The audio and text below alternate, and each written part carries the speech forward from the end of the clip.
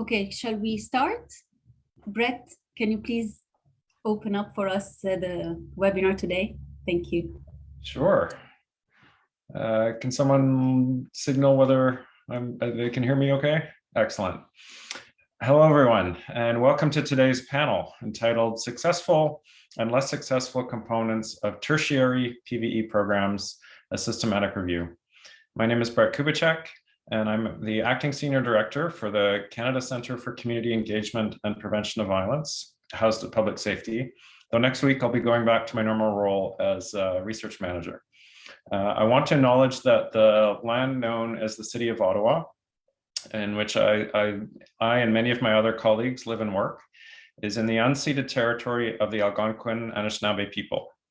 Je suis très heureux d'accueillir tout le monde à notre deuxième panel, co-organisé avec le Réseau des praticiens canadiens pour la prévention de la radicalisation et l'extrémisme violent. Notre premier panel portait sur la recherche sur les programmes de prévention primaire et secondaire. Et aujourd'hui, notre panel se concentre sur la prévention tertiaire. In addition to supporting prevention and intervention efforts to counter radicalization and to violence in Canada, our program here at the Canada Centre also invests in research projects like the one you'll hear about today, to build capacity to better design and implement effective, evidence-based, and ethical approaches and policies for countering radicalization and violence. Une manière par laquelle on fait ceci est par le biais du Fonds pour la résilience communautaire.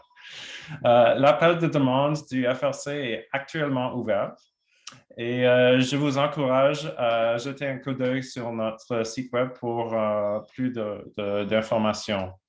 I just wanted to flag that one of the main ways that we support work like the kind you'll be hearing about today is through our Community Resilience Fund, and we currently have an open call for proposals. I would very much encourage anyone interested to go have a look at our website.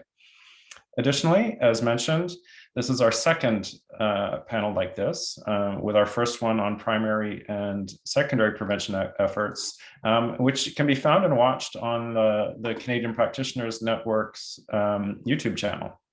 Now, I wish all of us an insightful and fruitful discussion, and I would like to thank all the panelists and co-organizers for their great efforts in organizing this event today. Thank you, and now over to my colleague Jihan. Thank you so much, Brett.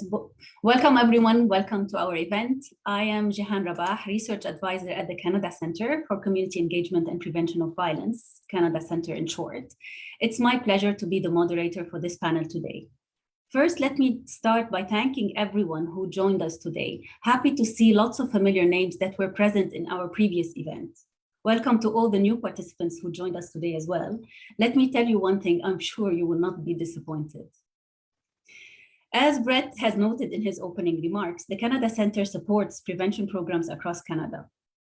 Prevention programs supported by the Canada Centre involve increasing the resilience of the individuals, groups, or communities against pathways leading to radicalization to violence, or in involvement in violent extremism, and at the same time, decreasing the risk of being pulled to violent extremism and radicalization. Today, our distinguished panelists and professionals will be presenting and discussing key findings of the systematic review on tertiary prevention programs, so on the outcomes of tertiary prevention programs. So without further ado, let me present our panelists for today. They are Ghaida Hassan, Director of CPN-PREV, or Canadian Practitioners Network for the Prevention of Radicalization and Extremist Violence. Ghaida is a clinical psychologist and professor of clinical psychology at UQAM. Sébastien Brouillette-Allary, Scientific Coordinator of CPN-PREV and newly appointed Associate Professor at the University of Montreal. Congratulations again, Seb. David O'Brien, Director of Mental Health at Yorktown Family Services, a Toronto-based community health center and social service agency. David is also responsible for a CRF-funded prevention program that he's going to tell us more about, the estimated time of arrival. David has over 25 years of experience in the field. And last but not least, Brett Steele, Senior Director of Preventing Targeted Violence, who is working to build a prevention practitioners network in the United States. Welcome to all. Before giving the floor to our panelists, let me just add a few general guidelines and expectations for this session, since this webinar is currently live streamed on social media. We are committed to providing a respectful and harassment-free environment for everyone, regardless of gender, gender identity and expression, sexual orientation, age, disability, race, ethnicity, or religion. As such, we are committed to a safe, open, and productive virtual event for everyone. Please do not forget to keep your microphones on mute during the entire session. Panel presentations will be followed by a question and answer period, during which we will invite you to type your questions in the chat. You can write your questions by using either of the official languages, English or French. And I guess that's it from my side. I'm looking forward to a stimulating discussion. Ghaida, Seb, over to you. Thank you. Okay, so do you see the PowerPoint well? You can do a sign. Great. All right. So hi, everybody. Thanks for being with us today in the second part of these presentations on our systematic reviews on PVE programs. Today, we're going to cover the tertiary prevention programs, also called deradicalization, disengagement, or intervention programs. So tertiary prevention are directed towards individuals that have already committed the so-called undesirable behavior. So for example, joining an extremist group or committing an act of political violence. The goal of these programs is to prevent recidivism. Primary and secondary prevention programs are put in place to prevent the undesirable event from ever happening. But in the case of tertiary prevention programs is to prevent that event occurring in the future, reoccurring in the future. Of course, all three levels of prevention are necessary if a society aims to counter violent radicalization. So today we're going to look at the tertiary prevention programs and their outcomes.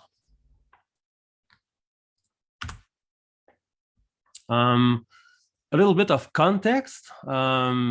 So in the last 10 to 20 years, there have been growing concern about extremist violence, which have led governments to make significant efforts and invest sums of money and human resources in developing programs to counter violence extremism.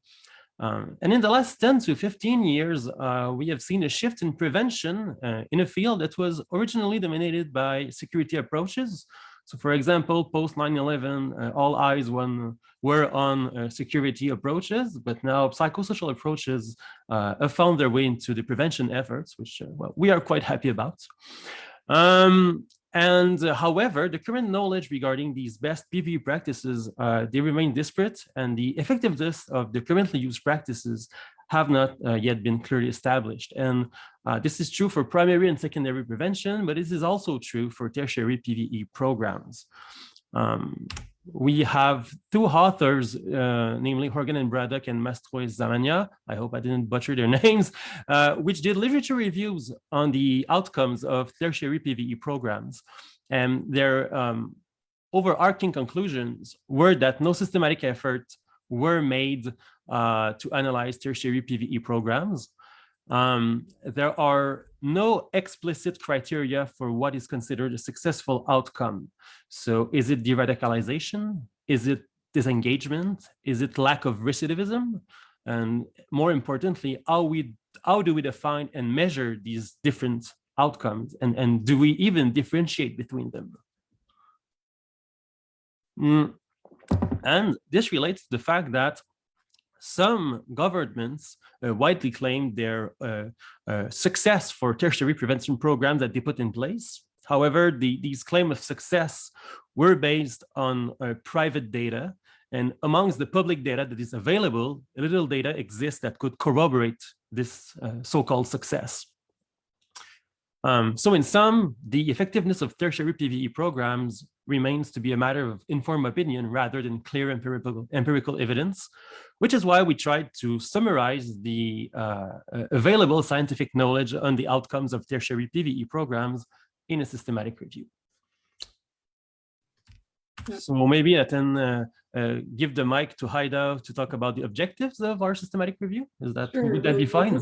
We'll just naturally go back and forth from Seb to myself. So Welcome everybody, bonjour. Donc, je vais un peu prendre la parole en français juste pour résumer très rapidement le fait que nous nous retrouvons face à des données très peu intégrées sur les programmes d'intervention particulièrement, ce qui fait que beaucoup de programmes ont été diffusés comme étant des programmes efficaces, alors que très peu de données probantes existaient pour l'appuyer. Ce qui justifie un peu les objectifs derrière notre projet. And these objectives are, of course, to describe the outcomes of tertiary PVE programs. But we need to go beyond just describing the outcome, because you will see this in and by itself was a tremendous challenge given the heterogeneity of measures and of outcomes and the lack of clarity even at times at what measures were used and what outcomes were used. So what we endeavored is actually to try to see in each program what are the specific modalities or components in that program when information was available, and how this modality is connected, or what outcome is it connected to, and does it lead to higher chances of success or higher chances of failure? Of course, we always do that while assessing the quality of the literature, because practitioners, researchers, policymakers do not only need to know about the results of research, they need to know what evidence they can trust. And this is highly important. It is essential to evaluate the methodological, ethical quality of research that is conducted, on which important at times decisions are made, such as policies are developed or financing programs are being implemented. And so the idea we want to leave you with today is with what reliable knowledge base, basically, we can use as evidence-based to guide practices, future research, and future decision-making relevant to tertiary prevention. So Seb, back to you. All right. So in terms of methods, we followed the guidelines of the Campbell collaboration for systematic reviews, which is seen in social sciences pretty much as the gold standard for systematic review. This is basically the equivalent of Cochrane for medicine. So we had to define our terms. For example, what constitutes primary, secondary, and tertiary prevention? How do we define violent extremism? How do we define the outcomes of tertiary PVE programs? And we're going to talk about it in a logic model. We had, as mentioned, we had to provide a logic model. We had to pre-specify inclusion and exclusion criteria. In our case, we selected articles written in English or French. These articles had to include an evaluation from primary data of any kind of tertiary prevention initiative. And once that was true, we did not impose any restriction on study design, type, method, or dates. And we took in manuscripts that were published up to June 2019. We searched the official, but also the gray literature. We had an inter-rater agreement follow-up to be sure that research assistants were selecting and coding articles broadly in the same way. On that, we had a Fleiss kappa of 0.65, which is not perfect, but nevertheless delineates substantial agreement. And we assessed the quality of studies, as mentioned, to know which conclusions to put more trust in. And we interpreted the evidence systematically. So here you have our logic model in which we define primary, secondary, and tertiary prevention. So primary prevention targets the whole population. Secondary prevention targets individuals at risk of violent extremism. And tertiary prevention, which is what we're interested in today, targets individuals that have already committed acts of political violence or joined extremist groups, or that are active in these groups. And then these prevention efforts can have beneficial and adverse outcomes. The adverse outcomes can also be called negative outcomes or iatrogenic outcomes. And these programs may have effects on intermediate and final outcomes. So for example, a program could foster positive change in a factor assumed to be protective of violent extremism, for example, psychological well-being. And they can also have final outcomes, which is, do they actually concretely reduce violent extremist behaviors or disengagement from a group?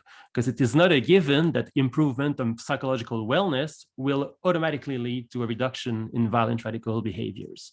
So ideally, program evaluators would measure intermediate, but also final outcomes. This is our PRISMA statement, and it's mostly for archiving purposes. What's to remember of this is we found around 12,000 documents. Of these, 26 were eligible as they were an evaluation of a tertiary PVE program. And of these, 8 were of too low quality to be included. So we had 18 studies in total coming from multiple continents and countries. So we have some from Australia, France, Italy, Nigeria, Pakistan, Sri Lanka, Turkey, England, Somalia, Netherlands, USA, UK, and Indonesia. We had the total number of participants in these evaluation reached 4,600 participants, with sample sizes ranging from 5 to around 2,000. There were on average 260 participants per study. And contrarily to PVE programs in primary and secondary prevention that were really massively centered around violent Islamist radicalization, we had much more variety in tertiary prevention programs. So 12 did target violent Islamist radicalization, but also 5 targeted far-right extremism, 3 targeted nationalist extremism, 2 targeted general radicalization, 1 targeted left-wing radicalization, and 1 targeted faith-based radicalization, but not Islamic radicalization. So as I said, there were much more variety than what was found in primary and secondary PVE programs. And among the 18 studies, 10 declared mostly positive outcomes, 7 declared mixed outcomes, and 1 declared mostly negative outcomes. These programs were conducted with different types of participants. They were conducted with inmates, with individuals under probation, recently arrested individuals, also members of extremist groups that could but were not necessarily under legal sanctions, youth work referees, and also members of online extremist groups. So now we're going to look at the main conclusion resulting from these reviews, and maybe I can give the mic to Haida for this one. Sure. So we have around 4 main conclusions. The first one is, and that's unfortunately the case in this domain, as in many other domains in let's say maybe the social sciences, human social sciences more globally. The overall effectiveness of tertiary PVE programs is promising, and this is very interesting. This means that intervention works. However, we cannot conclude this with confidence because the studies are hindered by lack of methodological quality. So good news is that outcomes seem to be more positive. And so this means that we can invest, we can be interested in expanding intervention programs or implementing intervention programs. However, one of the main issues that comes back and back again in literature is that studies do not sufficiently assess negative outcomes.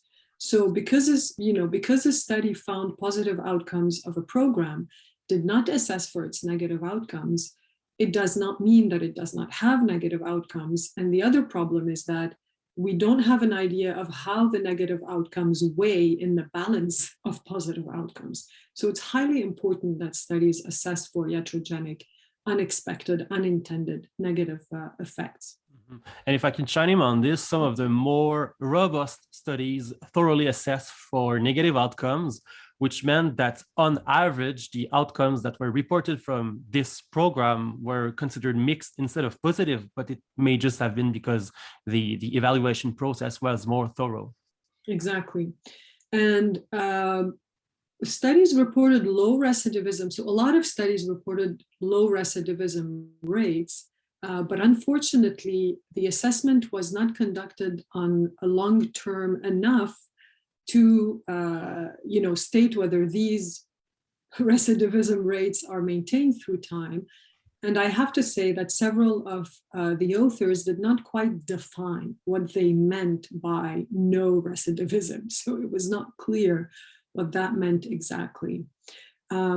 Disengagement from extremist groups. So that this is an example when I say about the importance of including mid and longer term measures, is that some studies found that disengagement from extremist groups is at times quite influenced by external factors that are outside of the control of the professionals in the program. For example, somebody going into an intervention program, starting to disengage, but socially going back to an environment where family, peer, and general social network is radical or is extremist.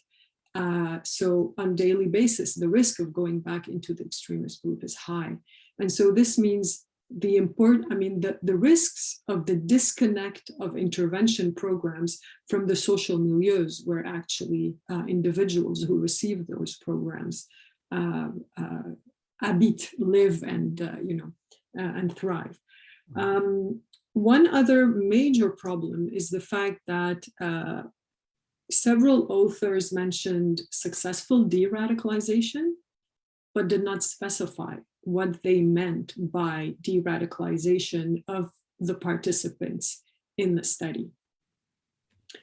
And if I can add one or two things, in the case of disengagement from extremist group, in some studies, they claim that indeed the majority of their participants disengaged, but they also noted duly that their radical group had very strong internal quarrels, which kind of led to the dissolution of the group. So in that case, and authors were very cognizant about that, is the deradicalization or disengagement of participants due to the program or due to their group kind of self-destructing? And as to the low recidivism rates, we mentioned that, but the follow-up was often very short. So how long they were followed up to see if they truly disengaged or did not reoffend. And often the follow-up was until the end of the program. But for example, in criminology, in order to have a duration that we deem minimally sufficient to let time for individual to recidivate is 2 years, and in that case we didn't have that. We did not even in most cases have 1 month after the program was completed. So data is promising, but we do need to have stronger quality data. In terms of the second type of conclusions, one of the main struggle that we had in the team is really to be able to disentangle deradicalization, disengagement, social reintegration efforts. It was very complicated. First of all, it was complicated by the fact that authors themselves did not clearly define these terms, and at times even used, let's say, inappropriate terms to the context of the intervention. So we know that generally speaking, deradicalization programs are programs that target the cognitive, the ideological aspects of violent extremism, and they aim to assist the individual in abandoning those radical or extremist beliefs. Whereas disengagement and reintegration programs focus on the behavioral changes that push the individuals to be part of an extremist group or to use violence without necessarily operating a change in their belief system, or at least without intentionally focusing on assisting them to change their belief system. And reintegration is about, reintegrating into a normal, let's say, quote unquote, a regular life in terms of vocational reintegration, educational integration, social reintegration. So the problem is that program evaluators confounded these two components, which led to major confusion. So in which components are effective? So before I hand it in back to Seb for this point, it becomes extremely difficult when, for example, Sébastien and I are looking at the data and trying to look at which components are effective when the program types are being confounded by the authors. So it makes that process really, really difficult, and it may produce in daily life of what an intervention teamwork is important confusion in terms of outcomes and in terms of referrals. And to give maybe some example of deradicalization, derad interventions, we have, for example, cognitive restructuring, religious education and counseling, civic and political education, and usually derad interventions can be done online or offline. And this is unlike disengagement and social reinsertion interventions, which are mostly offline, of course, because it's hard to find a job or housing online. So for example, the kinds of intervention by these programs is education, like to get a set of skills for a job, vocational training, support in social reinsertion, for example, help in housing, finding a job, etc. Also fostering new positive relationship activities and also fostering interpersonal abilities. This is important to differentiate disengagement from de-radicalization efforts, because on average, one thing that really came out of our studies were that practitioners and participants of these programs really preferred disengagement and social reinsertion efforts better than de-radicalization efforts.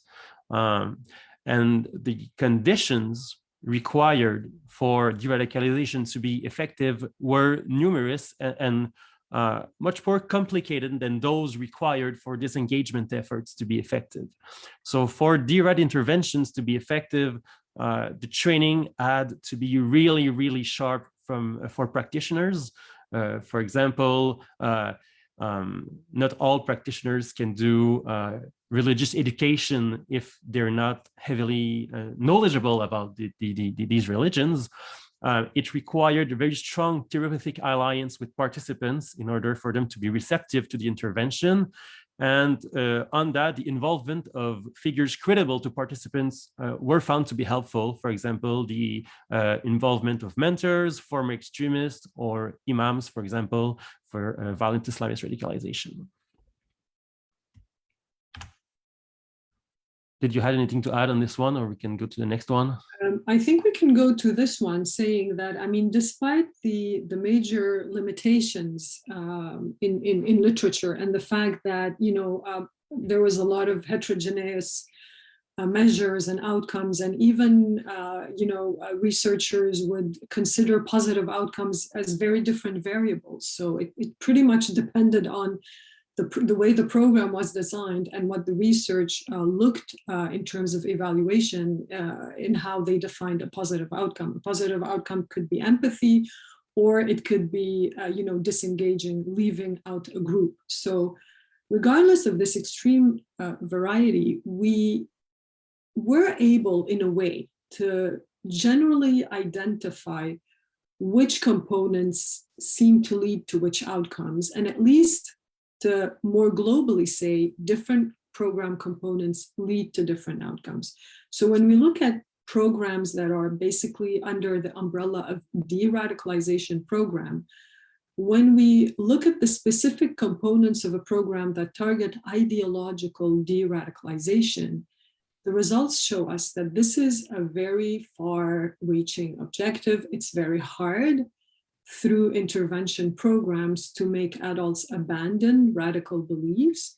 And it's much easier to target, let's say, parallel cognitive characteristics or capacities rather than the beliefs themselves, as concepts such as integrative complexity, for example, the ability to perceive the world as morally nuanced, not on opposite sides of good and bad. And so in targeting those cognitive flexibility and complexity components, it may be a better approach than addressing radical beliefs more directly. In terms of the programs that included de-radicalization and those that mostly targeted Islamist or faith-based radicalization, the inclusion of components around religious counseling and education could be effective, but in the studies, they were not, because they were implemented in an ineffective and inappropriate fashion. For example, in one of the programs, it was the military that was hiring its own clerics to give lectures to individuals, very complex lectures, who were participants who were actually illiterate. So there were both, security issues, conflict of interest issues, inappropriateness of the tailoring of the program to the characteristics of participants. And one other problem is that these religious counseling and education were focused on Islam and individuals who were quote unquote Islamist extremists, whereas we know that many other extreme right-wing movements have very, very strong religious components as well that are completely ignored by the studies. Among the other components that could be classified under de-radicalization, we had studies looking at online interventions that we classified under tertiary PVE online interventions. And unlike those that we found in primary and secondary prevention programs, these were more problematic. So it's the current tertiary PVE efforts online report limited benefits and declared numerous problems.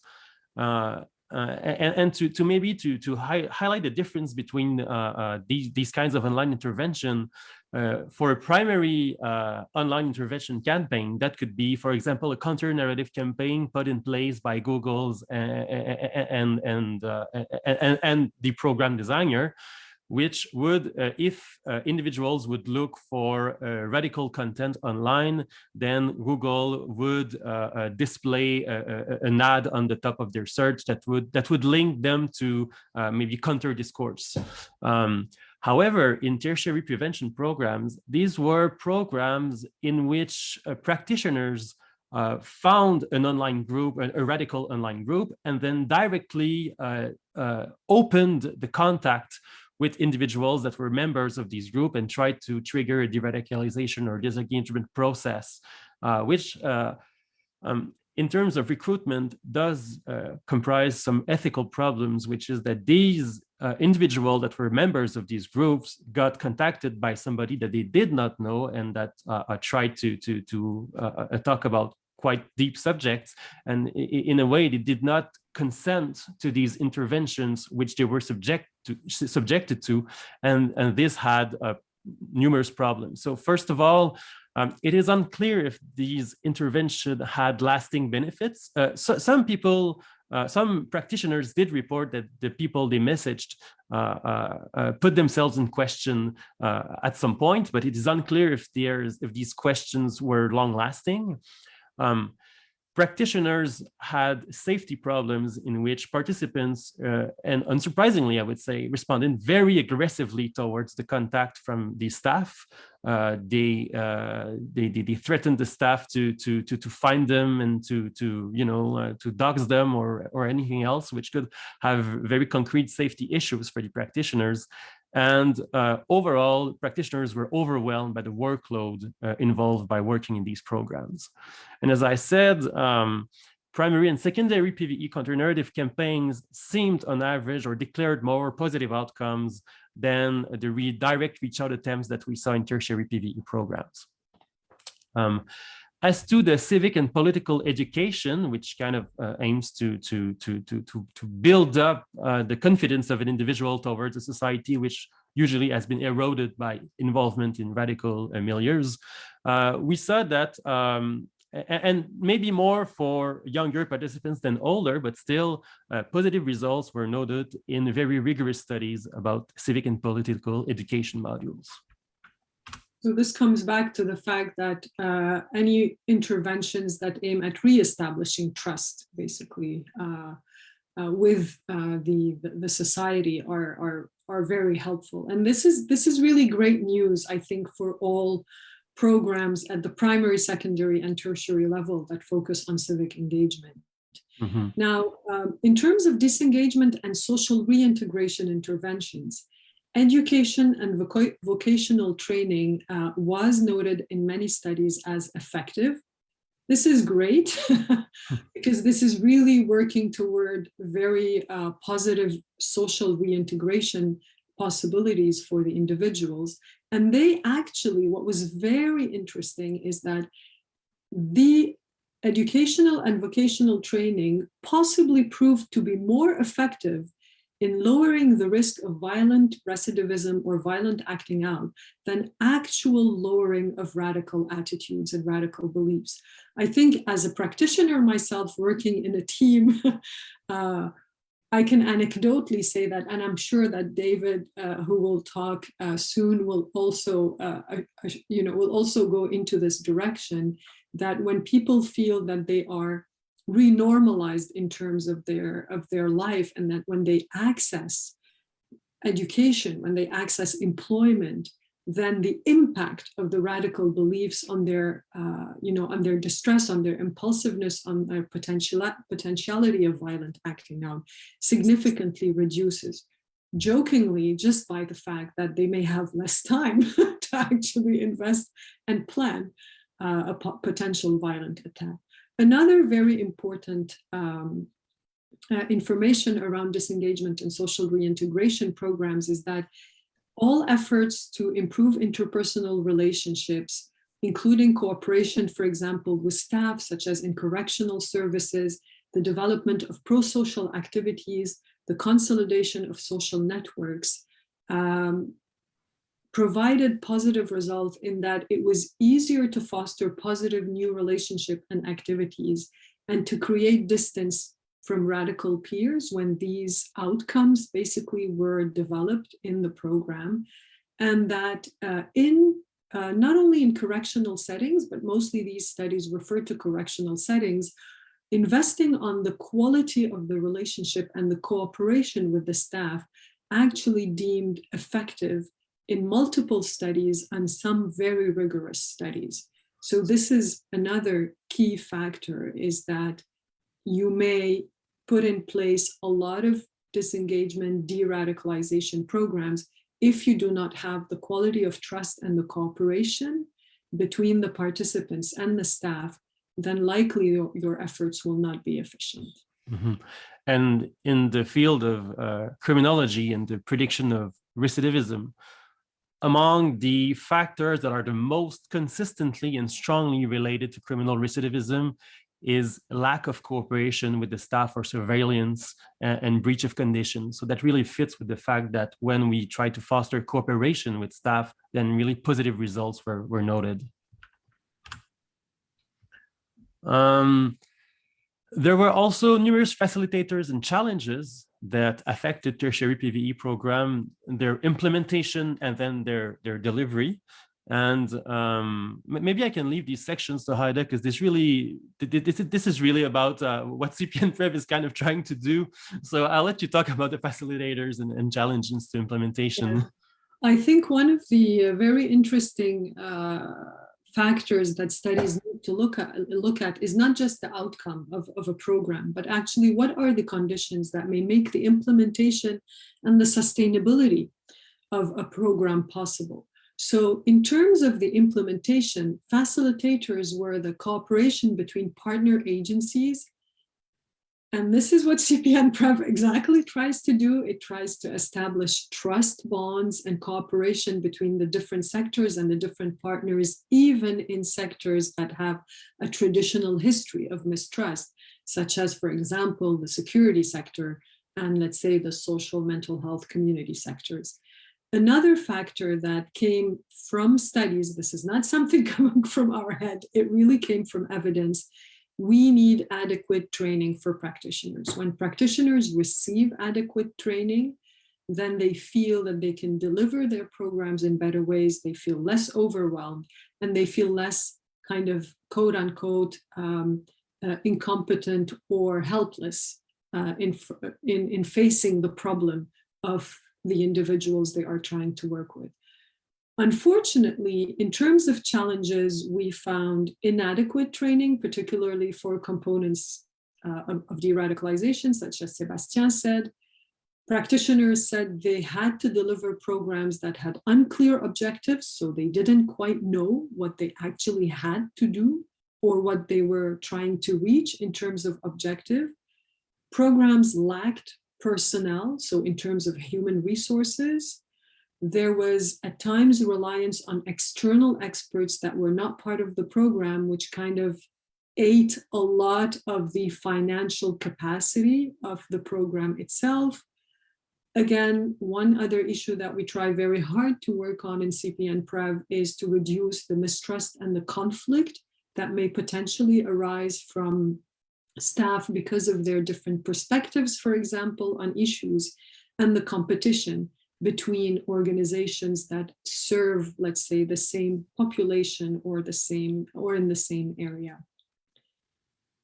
So in terms of, again, facilitators and challenges in program delivery. So there's program implementation, but once you've undone those challenges and you started to implement the program, then there are facilitators and obstacles to delivery. In terms of facilitators, what we found is that when a program includes components of therapy or psychosocial counseling in the intervention, then implementation and delivery of the program and retention of participants is higher.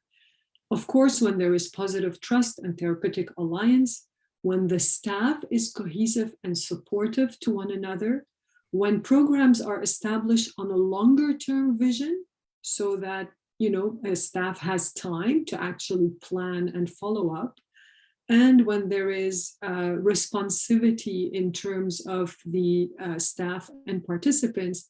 But we also found in terms of tertiary programs is that when staff involve family members, when appropriate, of course, and when they involve the network around the individual, then there is also possibly better chances for the delivery of the program. And finally, in terms of challenges, overworked staff, conflicts between staff, interventions that are not tailored to the characteristics of participants, but rather as imposed as one size fits all, interventions that are kind of coercive in nature. When we have problematic group dynamics, particularly in group interventions, we've had non-ethical recruitment of participants. So for example, participants recruited into a program without having consented or without actually clearly understanding what the program is about. And we have an issue that we consistently find and live on a daily basis at times, the feeling of unsafety that practitioners may experience, including as well the fact that practitioners may have the best will to help the participants, but participants continue on facing systemic barriers to their social reintegration. One simple example is the fact that because of legal prosecution history or because of the category extremists, some people may have go through vocational counseling, but yet do not manage to be employed, or no one will accept them for employment. And so these are systemic barriers that are beyond the capacities of what the and the effect of these systemic barriers to social reinsertion is widely and profoundly noted in criminology. We have an infinite number of literature that clearly documents this. And when somebody tries to find a job but actually does not because of these systemic barriers, actually this is a risk factor.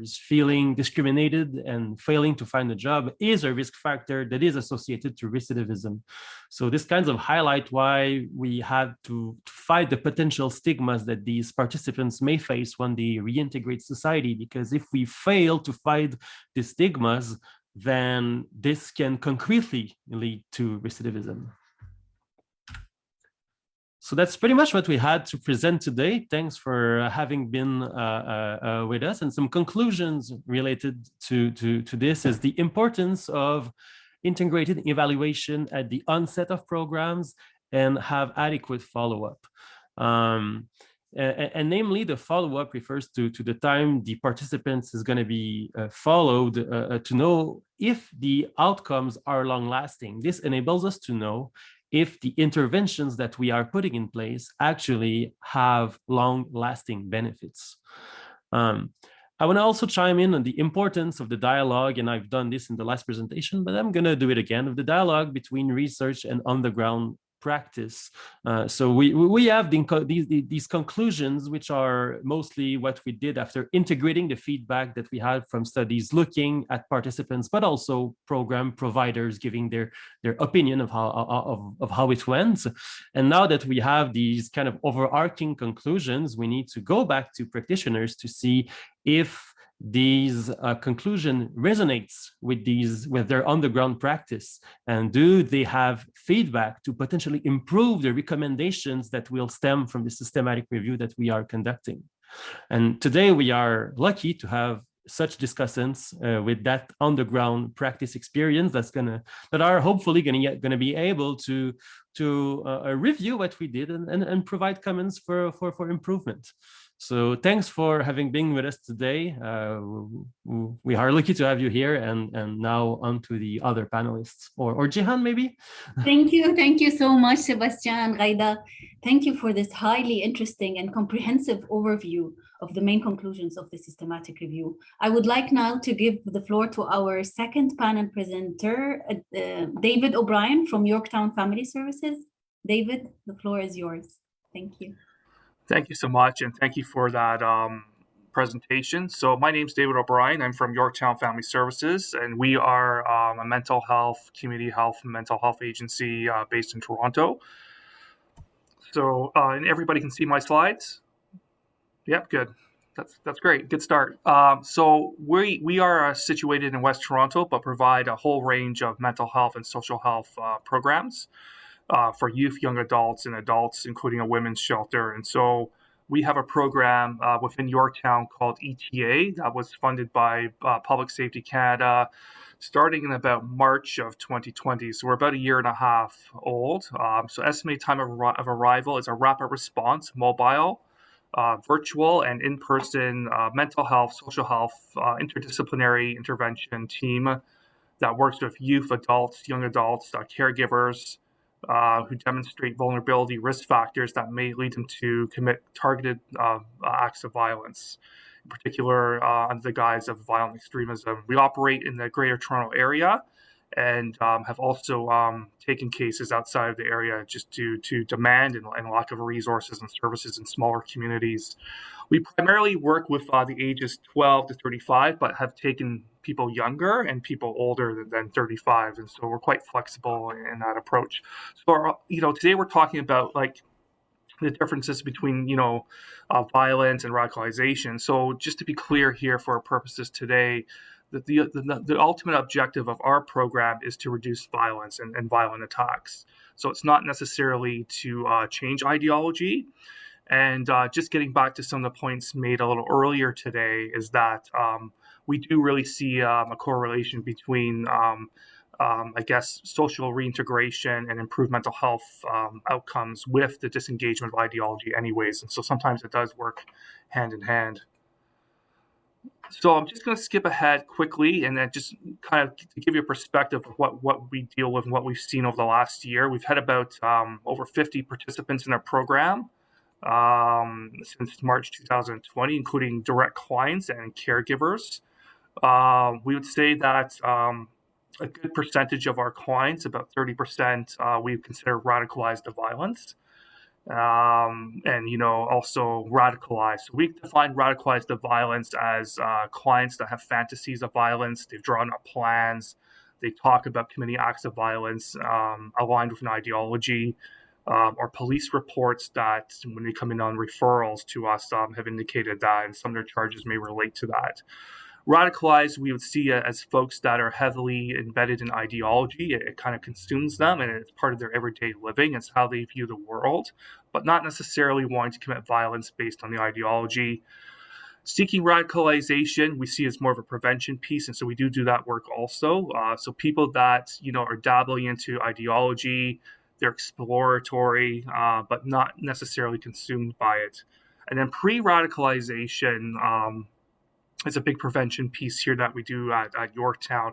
And so those are really a list of vulnerability factors that have been identified in research, kind of through our own experience around, multiple risk factors that the person has that potentially could lead to further radicalization down the road. So we covered the spectrum of these pieces.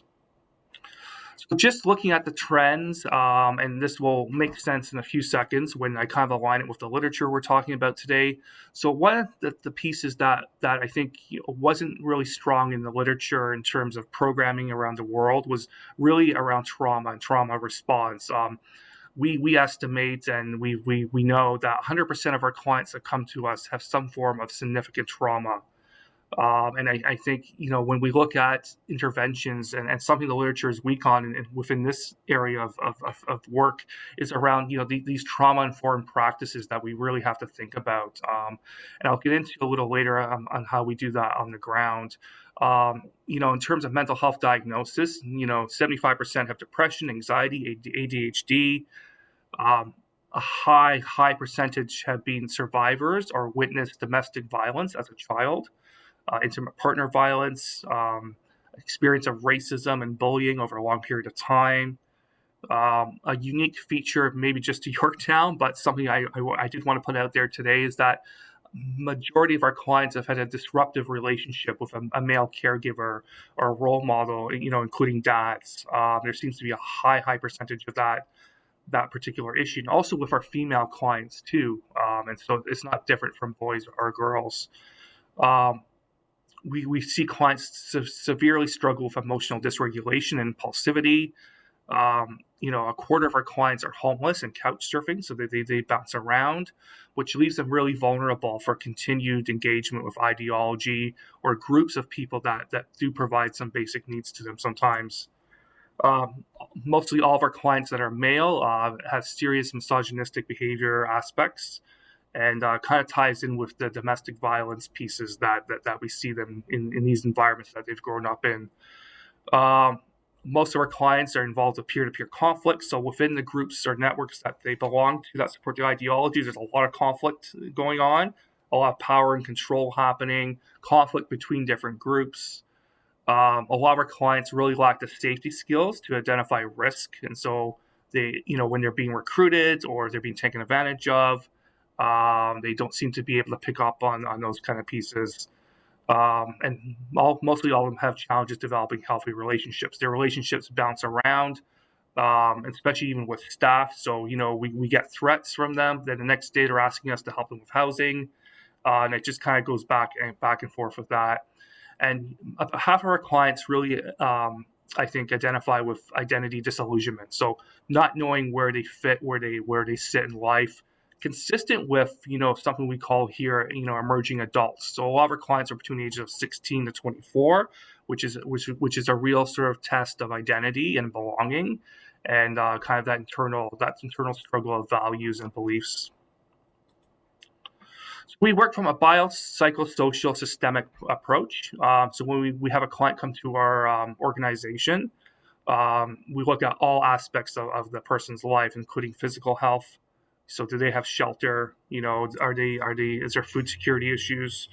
Social health, are they engaged socially with social participation activities, including, community sort of outlets, school, employment. We look at stuff like systemic oppression and systemic racism and how that's contributed to the situation. Because we're a mental health organization, we're very strong at looking at the mental health components that may sort of lead to some of the reasons why they're in this space. So I'm just trying to move my dialog box here so I can see. There we go. And then developmental too. So really looking at stuff like learning disabilities, cognitive deficits, brain injury. We do have a small percentage of our clients that have suffered brain injury in the past, which is a trend that we're seeing in our client base. And then we look at spirituality, and that's relevant for most of our clients actually, which is unusual with our mainstream clients that are operating in Yorktown and getting services from us. So that's a bit of a unique feature with that program. So one of the things in terms of the literature, I thought that was interesting was that there wasn't a lot of mention of, sort of integrated care or sort of collaborative care approaches. And so like sort of multidisciplinary teams wrapping around a client. And, that's something we've been really very focused on for many reasons, which I'll talk about in a few seconds. So really, we see clients as an intersection between vulnerability factors. And so it's not just one set of factors, not one size fits all. There isn't a particular profile, but it's the overlapping of multiple highlighted risk factors in all these areas of a person's life that converge and kind of wrap around the person to allow them to engage with ideologies that can be destructive. So our intervention team has grown over the last year, and we're only funded for actually about 50% of this, but because of we didn't know what we were getting into at the beginning, but really have done a good job to actually bring in other resources from other parts of our organization. And one thing that's different about us and compared to some of the literature and some of the organizations running those programs is that we're not a standalone CVE organization. It's embedded within a larger mental health organization. So there's some tremendous advantages to that in terms of staff burnout, expertise, and being able to sort of monitor clients even when they're done with our program. They can go fall into our mainstream programs. And so I'd be interested to know more of sort of these integrated care approaches and CVE programs being embedded in more mainstream sort of typical mental health organizations, if there's anything out there. So our team is made up of a variety of areas that address those intersectionalities in terms of how someone may end up in this violent extremism space. So we have an engagement and intervention worker who's basically on the streets, meeting clients in subway stations, coffee shops, very on the ground. We do provide spiritual care, and so a few of our staff are mental health therapists, but they also possess the skills around spiritual care, so looking at values, identity, and those kind of pieces. Youth outreach workers. I'm happy to say recently we have we have secured a consulting psychiatrist, which has been very helpful, and then a traditional mental health therapist, and then peer support, so people with lived experience on the team who might have been radicalized in the past and now sort of giving back to the community and wanting to support other people.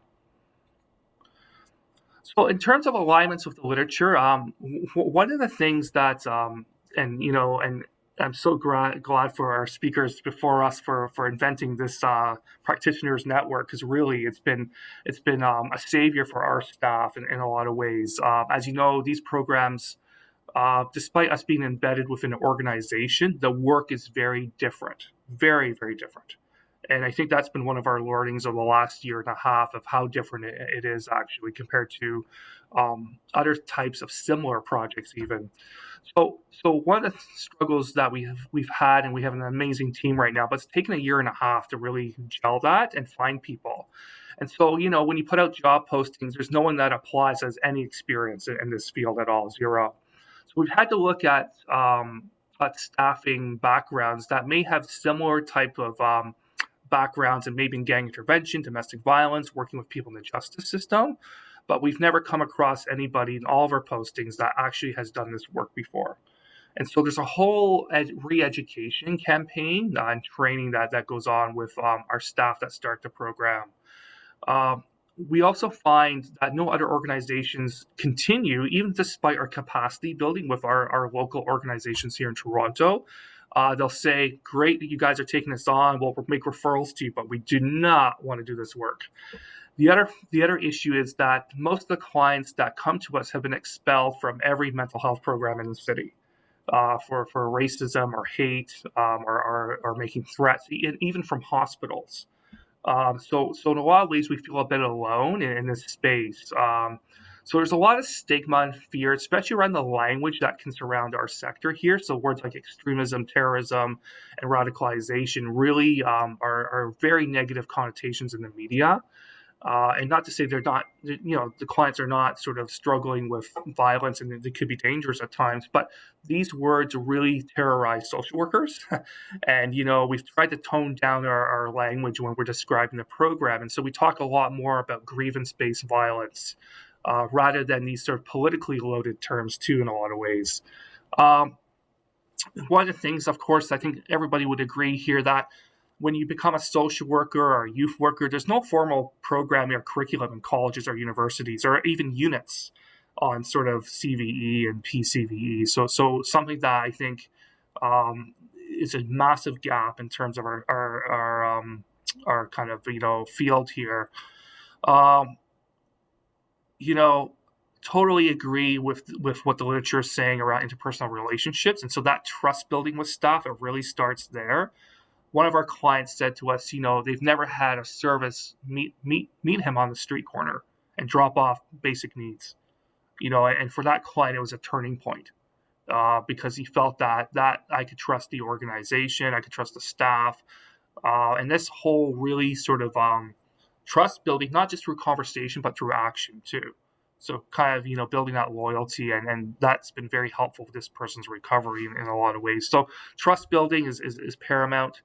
And I think we also see once someone is now engaged with employment or school and there's success there, we notice the violent ideology certainly decreases, but also the ideology or alignment with the ideology begins to slowly decrease too. We haven't had the program open long enough to see how far that goes. Most of our clients are still in the program. So, hopefully next time, this time next year, we can maybe report back at some of those longer term outcomes. We do know that what wasn't really mentioned in the literature was sort of this sort of roller coaster ride when people are moving out of these ideologies, that there's good days and bad days, and it's a very long struggle of back and forth, falling back in. Something happens in their lives, they fall back into the ideology, and it's a security blanket for them in a lot of ways. It's protection for them sometimes. So staff burnout, absolutely. I mean, I think on a weekly basis, it's just because of our approach to this work, we're very hands-on and very integrated with the clients. So we do a lot of text outreach. We do text messaging between appointments. We meet people on the streets, coffee shops. And so there's a variety of ways we build that trust and sustain that relationship. And so a lot of times we are under threat. We've had threats made to us about our own identities, hate, racism towards us. But at the same time, they are engaged and we work through those conversations. So staff burnout, it's huge and a big issue. One of the things we've been able to mitigate, again, because we are backed by a larger organization, is that we do have access to regular supervision. We do have also a philosophy of we don't assign just one worker to a case. We assign a team to a case.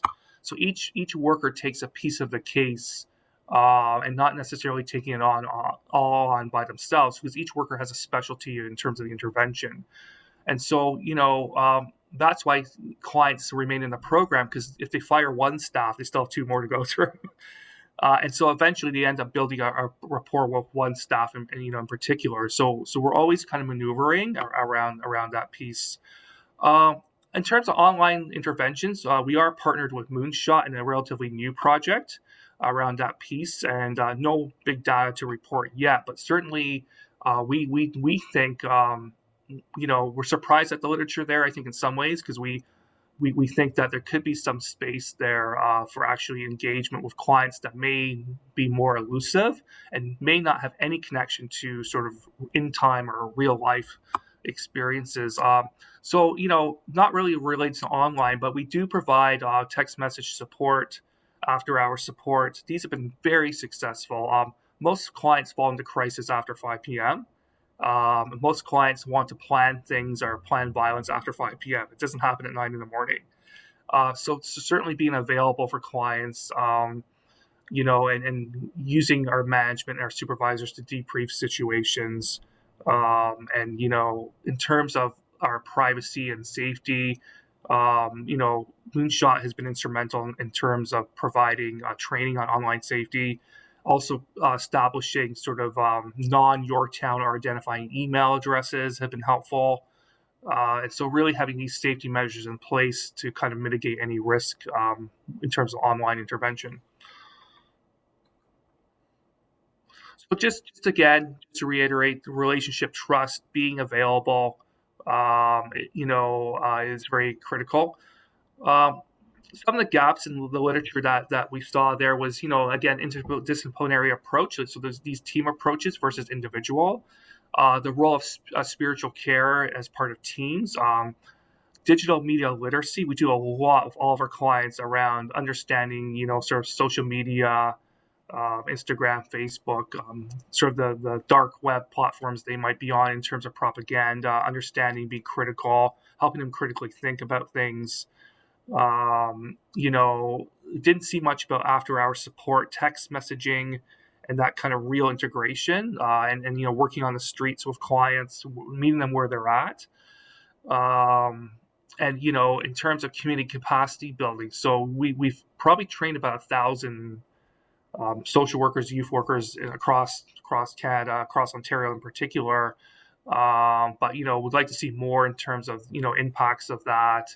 Is that the way to build community capacity? Because a lot of these youth can walk into any center in Toronto, right? And so do we have a system in place, or, you know, like staff being able to engage with them in a lot of ways? You know, and just looking at different mental health models and research. So looking at trauma-informed approaches, you know, we use a lot of DBT, CBT, transformative justice models, motivational interviewing. So we would want to see more research or be, you know, interested to know more about these models with these type of populations. And then also, again, you know, I'd be interested to know what's the difference between a standalone PCVE organization versus, you know, this being embedded within a program in a larger organization, especially when we look at staff support and staff burnout and resource allocation. So that's it for me. Thank you. Thank you so much, David. Thank you for your presentation, and thank you for being with us today. Definitely networking and bridging research with practice is what will help us move forward in this field. And that's why exactly I'm super excited to give the floor to Brett, our last panelist for today. Brett, the floor is yours. Thank you. All right, thank you. It's my pleasure to be here today. Just a moment about myself, and I'm going to try and cut my remarks short because I know we're running behind and I want to allow time for discussion. A moment about myself. I am Senior Director of Preventing Targeted Violence at the McCain Institute.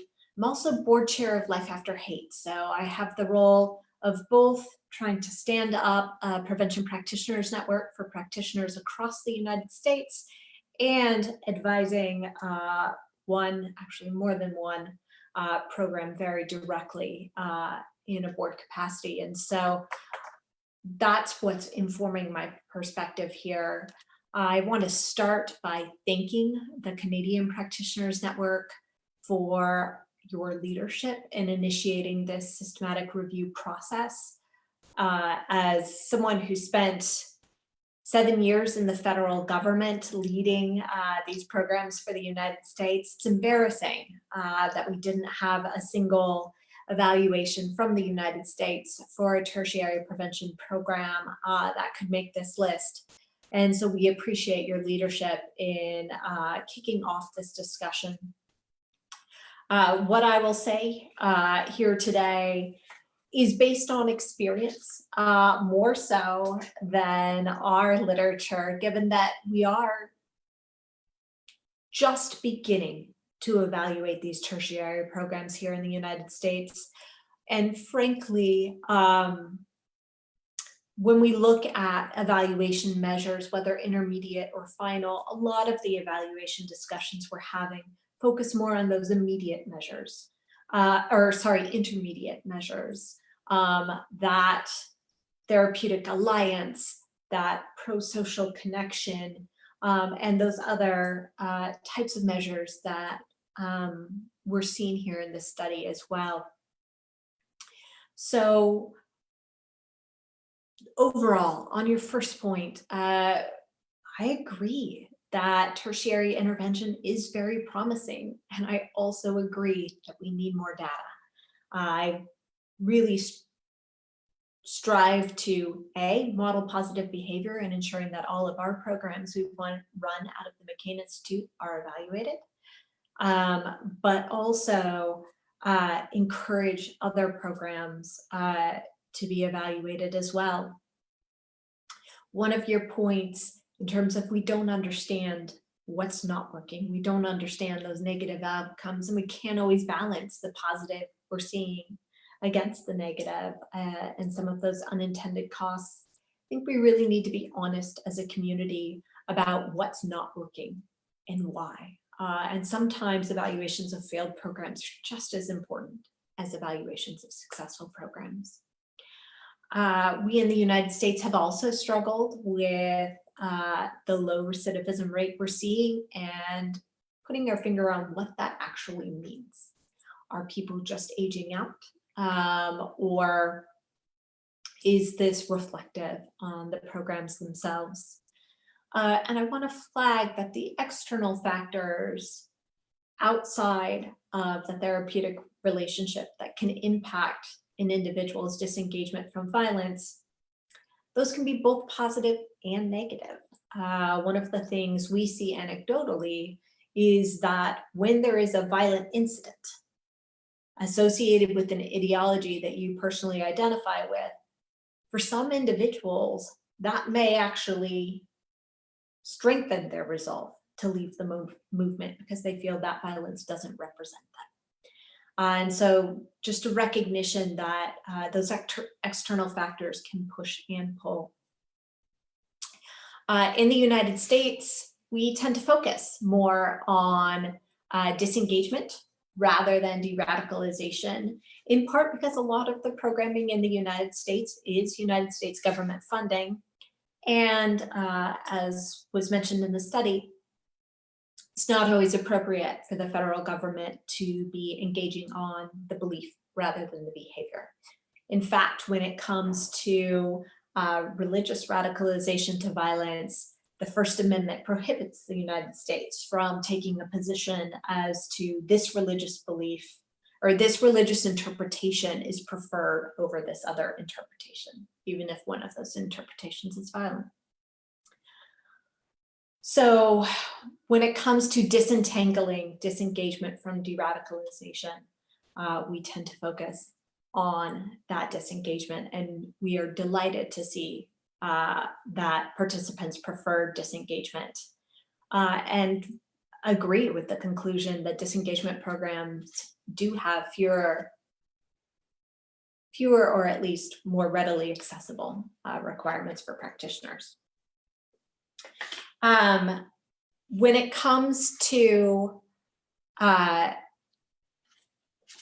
as I speed ahead here, when it comes to the limited benefits of online engagement, one of the things that we're starting to see experimentation with, rather than counter messaging, is that alternative messaging.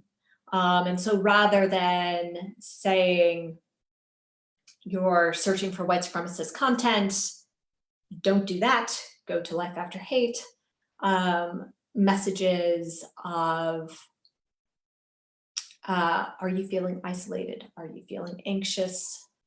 Don't struggle alone, there's hope. Those type of messages that Moonshot has been experimenting with.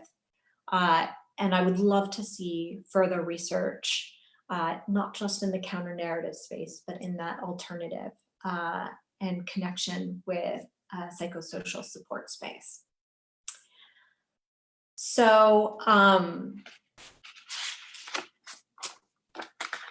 the next point in terms of facilitators, what's actually working, the educational and vocational training, that's certainly something we're seeing a lot of anecdotal support for in the United States. A lot of our tertiary programs are focused on creating that relationship of trust between the provider and the individual receiving services, and filling those individual needs, whether that's a educational, vocational training, housing insecurity, food insecurity, connecting an individual with pro-social contacts. And those interpersonal relationships are some of the intermediate outcomes that I'm seeing proposed for program evaluations in the States as well. When it comes to additional implementation facilitators, that cooperation between partner agencies is something we're still striving for. It's incredibly important. And I think one of the things that we are recognizing more and more each day is that different disciplines speak different languages. And I don't mean English and French, as we see in Canada, but even just common terminology can mean different things across disciplines. And so bringing practitioners to the table across different disciplines, building that trust, it can help to have psychologists recruiting psychologists, and speaking the same discipline to one another, and then building that trust over time. But that's absolutely something that we struggle with as well, and that we recognize as important as well. And then that need for adequate training. Haida, I was just as pleased to see that as you were, because of course, that's our common purpose. The Prevention Practitioners Network that we're working to build in the United States was inspired by, and perhaps empowered by as well, the Canadian Practitioners Network. I have far too frequently, when speaking with threat assessment and threat management professionals, clinical professionals like psychologists, psychiatrists, social workers, they are not always confident. In fact, more often than not, they're not comfortable accepting referrals for targeted violence and terrorism, because they don't feel like they have the professional competence to accept those referrals. And so as we look to expand the pool of people willing and competent to accept these referrals, we need that training. We need that interdisciplinary support and training as well. And then finally, the final set of facilitators involving family. I can speak personally from Life After Hate. Over 50% of our referrals now actually come from family and significant others. And so not only reaching out to family when it's the individual seeking services, but also recognizing that family may open the door. And that we all have a responsibility working in this space to address those systemic barriers to social reintegration, because that is a common challenge across both of our countries. So I will leave it there, and I look forward to the discussion. Thank you, Brett, so much. Thank you for an insightful presentation, and looking forward to hearing more on the Prevention Practitioners Network in the United States. Now, I know we are running against time, so before I open up the floor to our audience, I just like to ask Ghaida and Seb, would you like to add anything before I open up the floor? I mean, people can put their questions in the chat.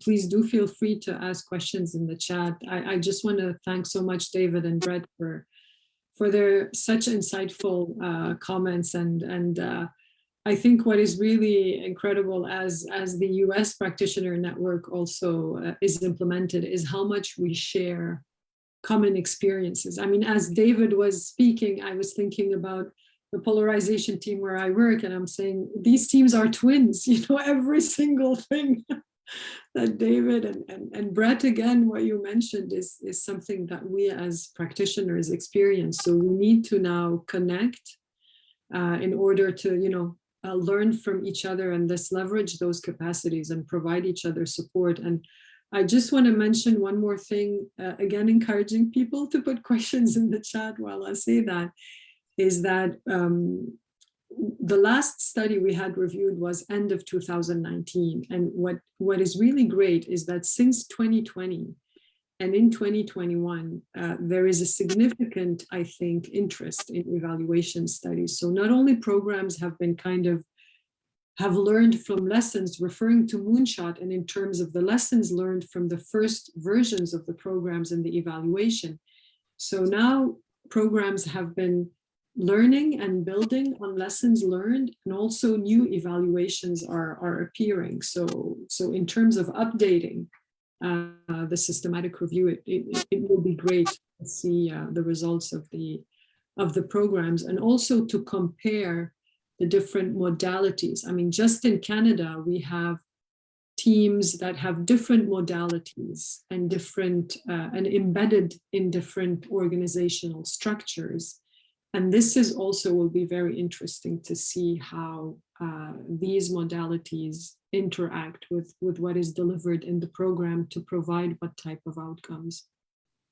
Haida, we have a similar dynamic in the United States where we'll have programs embedded in universities, programs that are led by law enforcement, programs that are embedded within local nonprofits. And so yet another commonality. Thank you so much, Brett and Ghaida. I think we have one question so far, and I would like to encourage everyone to please type your questions in the chat, like Ghaida was saying. And we would really appreciate also if you can take a few minutes to answer our post-event survey, which will be posted in the chat. So we have one question so far from Brian De Castro. He was asking, it was towards the beginning of the presentation, what do you mean by positive and negative outcomes? So I guess it's, Seb, the floor is yours. Yes. So by outcomes, we mean kind of the consequences of programs on participants. So by positive outcomes, that can mean anything that is positive for the participants and or society. So that can be improved self-esteem, that can be improved psychological wellness, that can be improved knowledge to challenge racism and discrimination, etc. And so that's more, and these positive outcomes that I talked about were mostly intermediate, but they can also be considered as final positive outcomes, such as reduction in violent radical behaviors and attitudes. And by negative outcomes, these refer mostly to either things that did not go well into the program and that could have been anticipated, but it also refers to unintended side effects. So, for example, what is called in medicine as iatrogenic effects. So, for example, a program wishing to lower violent radicalization in Muslims, and then one of the negative side effects would be stigmatization of this community at the national level. So that was mostly noted in primary and secondary prevention programs rather than tertiary PVE programs. But this is an example of a negative outcome of program. Thank you, Seb. Do we have any other question from the participants?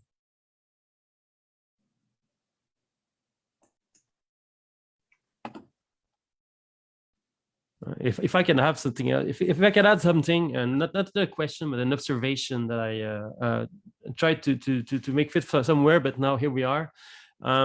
With what, namely, David O'Brien said, as it relates to the involvement of multiple practitioners, but also multiple teams to really provide a thorough intervention from somebody. And from what Brett said as to the involvement of family members in the intervention, this really speaks to the importance of intervening on all of the systems around an individual. And this relates to what is called in psychology multisystemic therapy, which is a therapy that is based on Bronfenbrenner's ecological model, which kind of states that if you want to do a maximally effective intervention, you have to, yes, intervene with the individual, but also around his family and around his school and around basically all of the systems in which he is a part of or she is a part of. And in this case, what we see with the various conclusions of the systematic review, but also underground practice, is that increasing kind of suggestion that we should really, and we are probably already doing it, but we should take inspiration from multisystemic therapy as it really relates to effectiveness in psychology, and it seems to relate in effectiveness in our field. I'd like to add to that. We totally agree, and that's the approach we've taken. But also, I think I'd like to add that intensive case management is critical, and the frequency of contact is so critical. This isn't like I'll see you in 2 weeks and we'll have a 1 hour appointment. This is like I'll check in with you tomorrow morning kind of work, and so most of our clients are in crisis. And so that's, and lots of literature talks about intensive case management and regular contact, like 2, 3, 4 days a week, being really critical. And, we're not funded to do after hours work, but we've had to do that because that's where the work actually happens. If someone has a thought or, has an aggressive thought, that's when the processing happens right in the moment, right? Especially with our clients, most of them are very impulsive. And so, they're not able to process after the fact. It's processing in the moment with them. And so I think, when we look at resources, it's really, really exhausting to kind of keep that sustainability up around intensive case management. So I think interdisciplinary intensive case management, multiple contacts per week, absolutely. Thank you so much, David. Actually, we have another question for you from my colleague, David Juzva Clement. So he's asking, you said in your presentation, David O'Brien, that texting often happens after 5 p.m. So what are the reasons of this? And how does ETA respond to that? And how long would the practitioner text with a client, for example? Yeah. So we didn't have that intention when we secured sort of the funding, and that was kind of a learning, I think, and really, so text messages vary from, I'm homeless right now, I need a shelter to stay at, so that could be one text message. It could be that I'm having thoughts of hurting myself, so suicidal ideation, which is a frequent sort of text message, or I'm really fed up with the current political situation, sort of the ideology text messages that we get. So some of the hate, racism, and kind of like, I wish a certain group of people are going to die. They're pissing me off. I got to fight with someone on the bus today, and so those kind of more violent related. Recently we received a text message in the middle of the night, and someone that had been connected to a situation that was sort of backing away from that situation and really, really disclosing what was happening. So again, that public safety element's there. So, we're not the police, but we're a step before that. And so clients have some trust that they can process these issues with us before it gets to that point, right? So that's kind of what we do. And then sometimes there's tech support around intervention. So like distress tolerance techniques, CBT techniques. And so it's just kind of general emotional regulation sort of pieces, right? We don't see this as a group to kind of do 1 hour per week. It's more interactive than that, which is showing good outcomes. Thank you so much. I think we have a follow-up question from Grace. Again, for David O'Brien. What inspired the approach for very frequent interaction via text for clients in distress? I've heard of suggestions for conventional therapy to have short, like 30-minute sessions and much more frequently, which seems useful. So can you please comment on that? It came out really the level of risk. I mean, some of the referrals we received were very concerning. And, we also, in collaboration with our law enforcement partners, and when we receive some of the referrals, it's about monitoring, it's about risk aversion. But also what we learned is that it goes back to that relationship. So actually, because we were worried about public safety and our role that we play in that, actually what came out was a great outcome is that actually this is working. We're talking people down, and this is what they need. They need us in the moment. So it's not at a point where the police have to be called or brought in. It's just before that. And so, you know, having somebody there, almost like a crisis line or some kind of piece there, was really helpful. And again, changing people in the moment and shifting their thinking rather than waiting a week to process it, you know, because 5 other things have happened since then for these clients, you know. And so I think that came out of the necessity of public safety, but then has grown into a therapeutic intervention now. Thank you so much. I guess we're well over our time and there are no questions. So I think I'm going to wrap it up by saying what an enriching session. Definitely lots to think of on a Friday afternoon. So I'm happy at least we'll have the weekend to reflect on that. Thank you to all our panelists and attendants today. Wishing you all an excellent rest of the day. Thank you.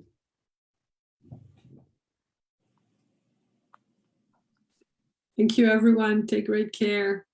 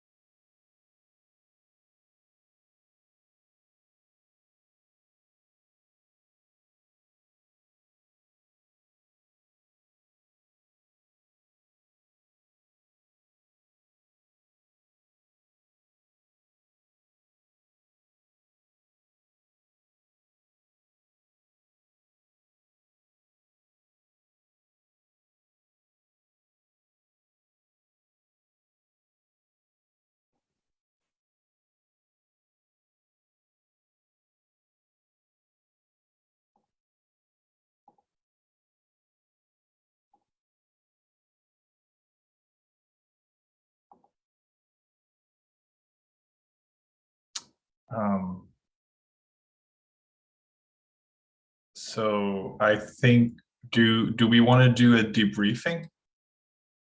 Since there's Sebastien, Haida, and David. Sure. Somehow. Yeah, the 4 of us. Perfect. Yeah. Dit live on Facebook. Tu veux l'éteindre, Maxime? Oh, yeah. Ah oui, effectivement.